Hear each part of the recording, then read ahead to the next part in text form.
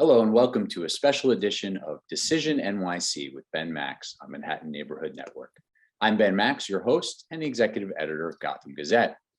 Election Day 2022, November 8th, is fast approaching, and along with many races for elected office on the ballot this year in New York, there are important referendums for voters to consider. Today, we are discussing those ballot questions, including one statewide ballot referendum and three others for New York City voters alone. All are yes or no questions, but they deal with complex proposals that we are breaking down for you here on today's show. Across the state, New Yorkers will have the opportunity to vote on question one, which is the proposal for a $4.2 billion environmental bond act. The Bond Act has been passed by the governor and legislature and now comes before voters to approve or disapprove because it deals with new state debt. The proposal is formally known as the Clean Water, Clean Air, and Green Jobs Environmental Bond Act of 2022. And as the name suggests, it would fund a number of environmental and climate-related projects across New York. More on that in just a moment with my first guests. Additionally, on the ballot in New York City only, voters will be able to vote on questions 2, 3, and 4, all of which deal with potential amendments to the New York City Charter passed by a racial justice commission assembled by former Mayor Bill de Blasio.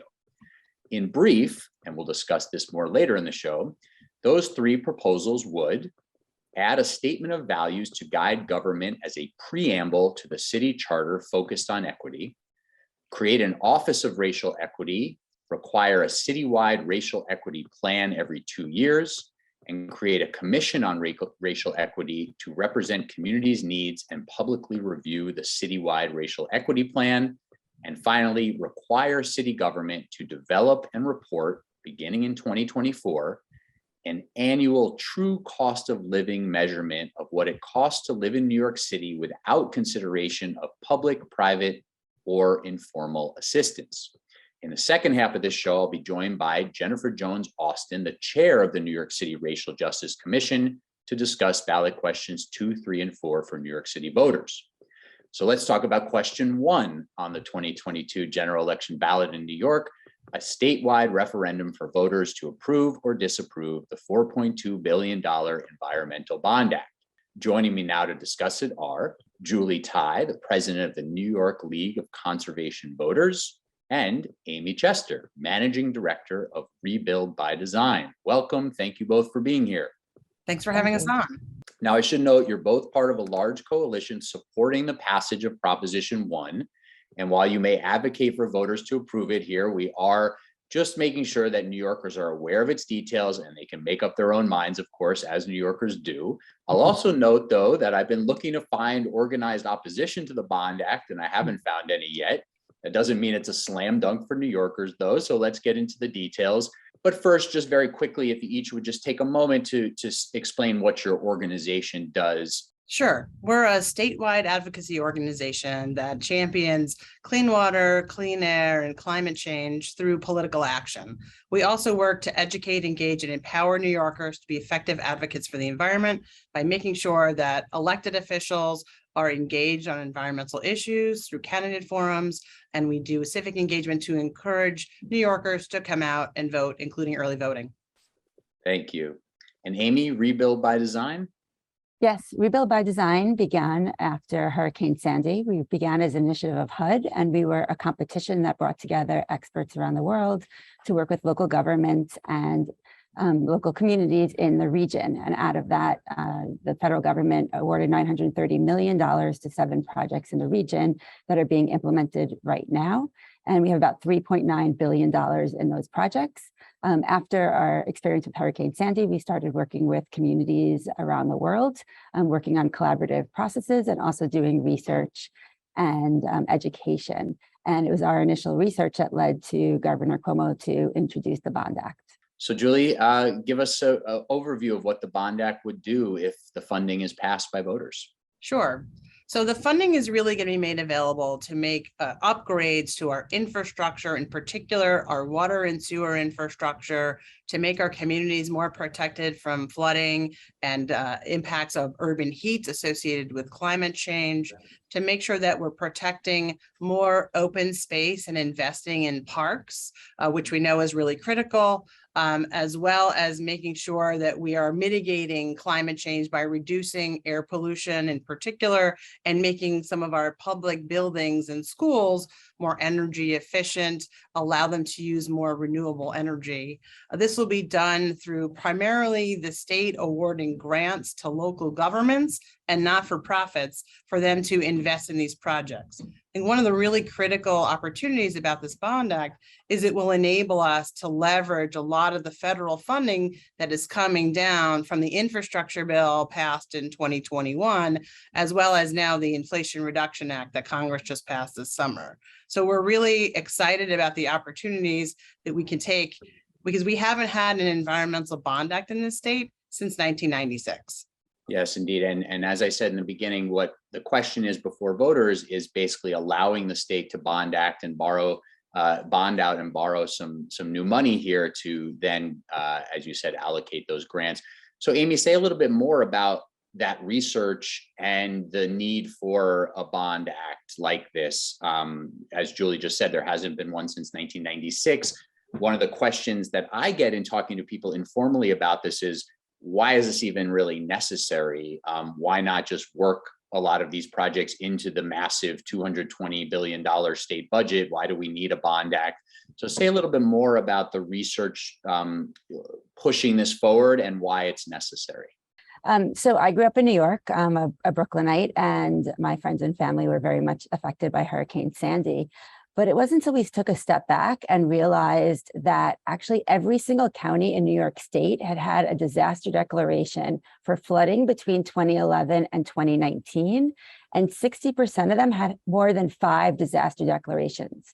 And when you're able to map it and see that it's upstate and downstate, it's Democrat, Republican, it's riverine, it's Great Lakes, it's coastal communities that are affected, you realize that we're all in this together and we should be able to do something about it.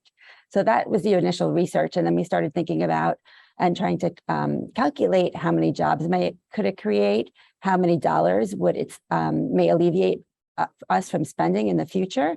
And we start realizing this is a home run for everyone in the state. Why does New York, in your estimation, and why did this move in a way that bonding makes sense? I know neither of you are necessarily deep, finance experts here, and I can ask these questions of others at a different time. But what's your sense and what's your argument for that question of why do we need to bond this out and take on extra state borrowing when the state has this massive budget? I know part of the answer for anything infrastructure related is that it's good. It's all debt. bonded. Yeah, it's good. It's good debt. It's good debt for sure. We know from experience, the Trust Republic Land has done a study about environmental investments. For every dollar the state invests, you're going to see a $7 return on that investment in the local economy.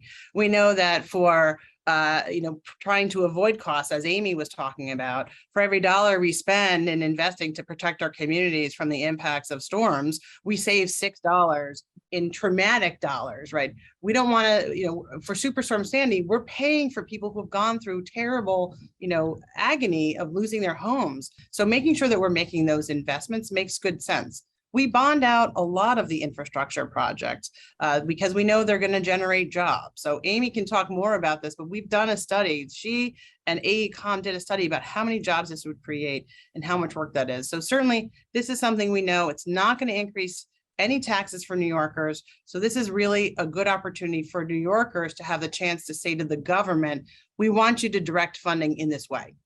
I can also add that it doesn't take away, a bond is new money. So it's new borrowing. So it doesn't take away any other needs that the state is currently funding. And it's essentially put in a protective place, because once you offer the bond to bondholders, you are telling them and you're locking yourself in for the reason why you're offering that bond. So the state can't take it and use it for something else. I want to come back to that in just one second, but let's go back to the jobs portion, the economic opportunity here. As the name of the Bond Act suggests, the last part is green jobs. Say a little bit more, Amy, about what those benefits are projected to be, could be, So these are projections. Obviously, we can't look into the future, but that we did economic modeling with AECOM, which is a global engineering firm, and found that the $4.2 billion investment will bring 84,000 jobs. How that was calculated is that they went through each individual use. So the legislation for the Bond Act actually breaks up all the different places that the dollars are going to be spent. So some of it is in electric vehicle infrastructure, some of it is in retreat, a lot of it is in water and sewer. And for each of those, there are estimations for how many jobs it can create, which is based on, decades of doing this type of work. So not only does it create the 84,000 jobs, when you invest $4.2 billion, it leverages $8.7 billion in spending. What that means is that there are rippling effects for spending that $4.2 billion. So you might be creating economic development, you might be creating tourism, you might be creating lowering kind of like the health necessities in that. So they're able to project it, and it ends up being really a home run. What's really important to add to that is the jobs that we're talking about that are going to be created are going to be good family sustaining jobs. There's a prevailing wage requirements as part of the Bond Act. So we know that, this is going to be good family sustaining wage jobs. So we're very excited about that. And that's one reason why some of our partners in the coalition are organized labor, including the AFL-CIO and many of the building trades, including the operating engineers, the laborers, and construction organizing unions. And can I just add that it's actually throughout the entire state. So we're not just thinking about, oh, these are, kind of big New York City jobs. They're not at all. And really statewide, communities are suffering. So for instance, like Herkimer County, Delaware County had 10 disaster declarations, within 9 years. These are jobs that could be spread out and be investing in local communities. In conjunction with that, in terms of the guarantees and voters feeling sure about, whether they want to support this or not, are we also sure that this money can't be potentially raided? The question of, sort of giving state government more money to use, does some of the money wind up going to some pet projects of legislators or the governor that doesn't really line up with the mission being presented here? What are the safeguards on both those fronts here?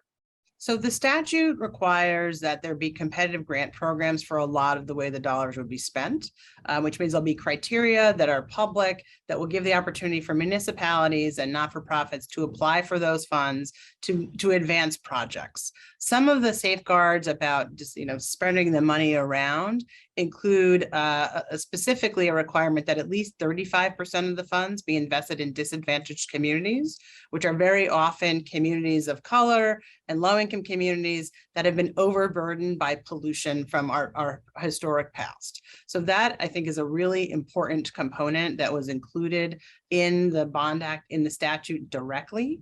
And so we're expecting that the state will be very diligent in how they make sure that gets spread out, because we want to make sure these frontline communities, the communities that are most at risk of being impacted by climate change, benefit first from the dollars that the state is going to be spending.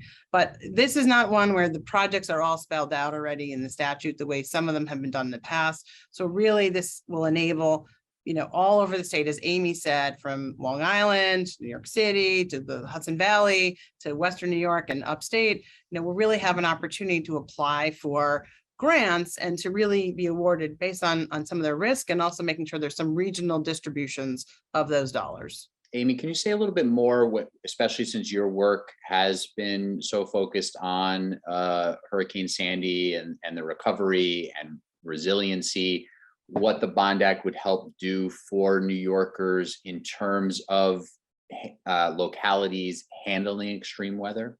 Yeah, I think there's two good examples. Julie mentioned one of them, and that's water and sewer. So right now, many communities are already getting flooded, whether it's from rain events or from storm surge.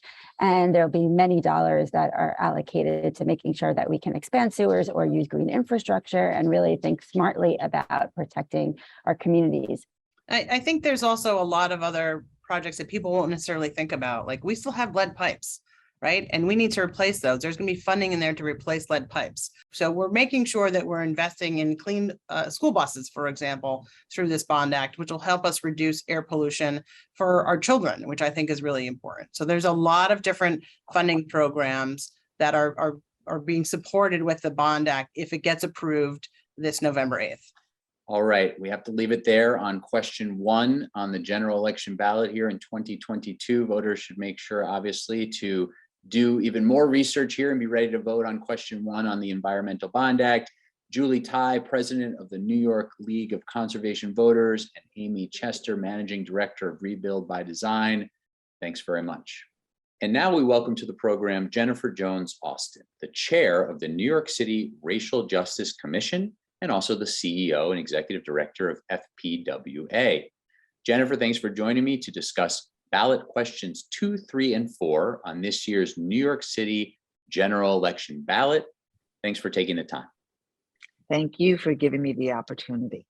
We'll go through each of the proposals a little bit, but just give us a little overview of the work that you did leading this commission. You heard from a lot of New Yorkers, you held public hearings, you brought in experts to discuss the work of the commission. So just give us a little sense of the work that went into creating these 3 ballot proposals that are now going before New Yorkers for them to either approve or disapprove on the general election ballot. Thank you. The commission was created by Mayor Bill de Blasio following the 2020 protests in connection with the killing of George Floyd, the killing of Ahmaud Arbery, and the killing of Breonna Taylor. Also, during the height of COVID, when we appreciated looking both at what happened with those 3 persons and looking at Black Americans here in New York City and across the nation who were being disproportionately and devastatingly impacted by COVID. All of these instances helping us to appreciate that race was a factor. Race was an element, both with COVID and with the excessive use of force and killings of these 3 persons. The commission was created appreciating that racism still pervades every pillar of our society, not just in policing, not just in healthcare, but in education, in environmental concerns, in everyday relationships, in everyday engagement. As people move about, just trying to live freely and live wholly. Mayor Bill de Blasio said, we need a commission that is going to look at how we begin to address structural racism as it's embedded in city government functioning. He appreciated that, racism has since the very beginning been embedded in our nation's foundational laws. One need only look to the United States Constitution, where it was declared that African persons of African descent, enslaved persons, were 3/5 human. That is racism, and that's structural. And then we had laws that flowed therefrom. So the commission appreciated that racism still exists. We are not racist per se as people, but we've been birthed into a society that has racism that is structural in nature. And so the commission was created to do the work of trying to dismantle structural racism. We met with New Yorkers, more than 3,000 New Yorkers from all 5 boroughs to hear their experiences in education, in housing, environmental concerns, law enforcement, justice involvement, issues attendant to hiring and promotions, even in city government. And time again, we heard that they were facing issues that were race-based. And so the commission determined to look at all these issues. We heard, hundreds of testimonies, if you will, and to figure out how we could find patterns and practices. And ultimately what resulted was we saw patterns that related to inequities in jobs and wages, promotions and hirings. We saw inequities with respect to services provided, critical services that everyday New Yorkers must have, disparities from neighborhood to neighborhood. We saw that there were disparities with respect to law enforcement and accountability, and all of them were race-based. We decided to go into the charter and figure out how we could overhaul it, give it a new foundation. We couldn't deal with each and every issue, but how we could begin to seed equity and justice in the New York City Charter, which is our Constitution. And so you came up with 3 ballot proposals that have different facets to them. So let's take them one at a time. Question 2 on the ballot, the first of the 3 that your commission put forward, would add a preamble to the city charter that is a statement of values to guide government. It is acknowledgement of past wrongdoings. It's acknowledgement of the structural racism that you just discussed. What is the sort of gist of this preamble that you're proposing to the city charter, and why is it necessary?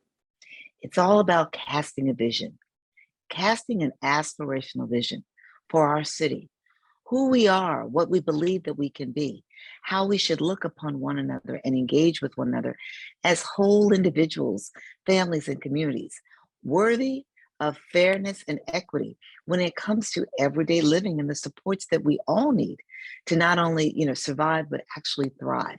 What we appreciated when we looked at the charter, at the New York City Constitution, was that it had no statement of values to help us think about what kind of city we want to live in, what kind of people we want to be.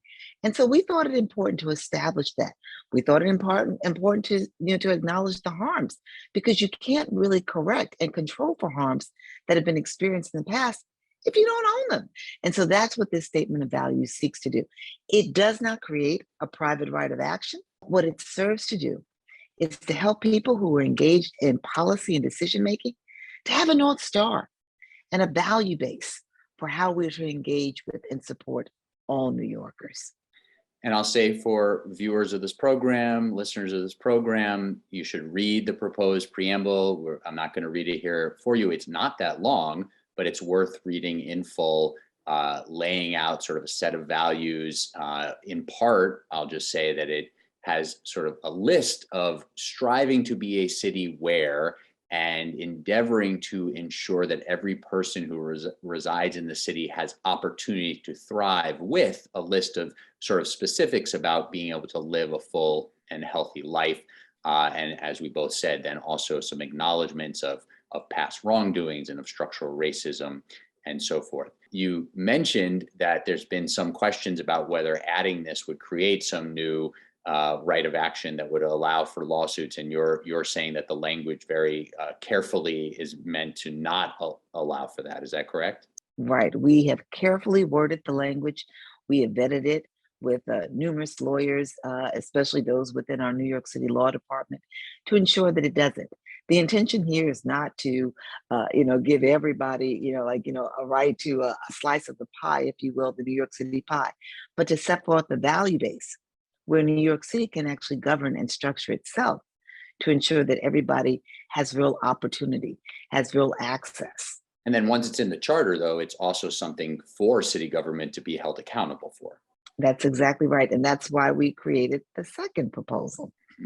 So the second question of the three is about creating an Office of Racial Equity, requiring a citywide racial equity plan every 2 years, and creating a commission on racial equity to represent communities' needs and publicly review the racial equity plan.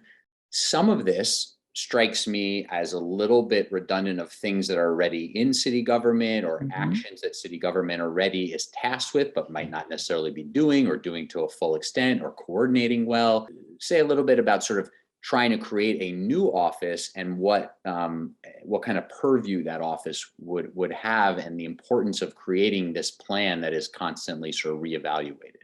Absolutely. So we have an Office of Gender Equity that seeks to ensure that there is equity and fairness for women, that there is no bias, gender bias, when it comes to government functioning. We have the office that seeks to ensure that women and minorities have access to government contracts. We have programs that center on opportunities for young Black men and for other persons of color. Those are all well and good. The problem that we have is that we don't have any accountability for it. And we also know that just adding programs alone does not address where we may have, within city government agencies and offices, biases that are embedded into policies and practices and in programs. So we wanted to establish this racial equity office under which all of this would fall, but more importantly, make sure that we have plans where we use data and we look at indicators to help guide us on the path to ensuring fairness and opportunity across the board. The Racial Equity Office would do just that. I'm thinking right away, this, if really followed, and if there is a semblance of accountability here, this could really shake up how city services are developed, and where funding goes, and how everything from housing to education to sanitation could be reallocated. Is the idea here to really shift how city government is allocating resources, to really shift policies related to how sort of everyday city services are provided? The intention here is to first and foremost look at what is first happening, develop a baseline, look at where inequities persist and the reasons why. And then to make sure that, there is equity in how services are set up in various communities, how there are, various programmatic offerings, how contracts are procured, services are procured, and to ensure that equity attends across the board. What I want to be careful about is any suggestion or any thought that, oh my goodness, now this means that I'm going to lose some of mine, to ensure that somebody else gets, oh my goodness, they're not going to pick up my garbage on time because now they're so concerned about picking up somebody else's garbage. That's not what is intended here at all. It's to ensure that every community, every individual, every child, every family has a real opportunity, because that hasn't existed. And here's what I'm going to tell you. When we talk about equity and people start thinking about dollars and cents, everybody centers on the pie being but so big. The McKinsey Group has done research on several occasions, has produced reports demonstrating that if this nation were to center on equity, we would actually realize a growth in our GDP, our gross domestic product, of as much as 4 to 6% by 2028. McKinsey has said that we are leaving $13 trillion on the table every year, every day, because we are not centering on it for everybody. So what we have to appreciate is if we make this investment and we figure out how to bring everybody up, we all actually do better. In our last minute here, let's talk about this third ballot question from the Racial Justice Commission. It is about requiring city government to develop and report a new true cost of living measurement about what it really costs to live in New York City. Why is that so important? That connects to your work at FPWA, but we don't need to talk about that at this moment. But why is that so important? We know that people of all races and ethnicities are struggling here in New York City to pay their bills. We also know that supports and wages are set using the federal poverty measure, which is dated, outdated, it's antiquated. It says that a family of four living anywhere in the nation, New York City included, needs just $27,750 to technically not be poor. Now, where in New York City can a family of four, where can one person live on just $27,750? If we calculate the true cost of living, we now have a guidepost for government officials, for even like private sector and others, to look at what does it truly cost? What is fair wages? What are more equitable income supports to help people not only get by, but actually get ahead?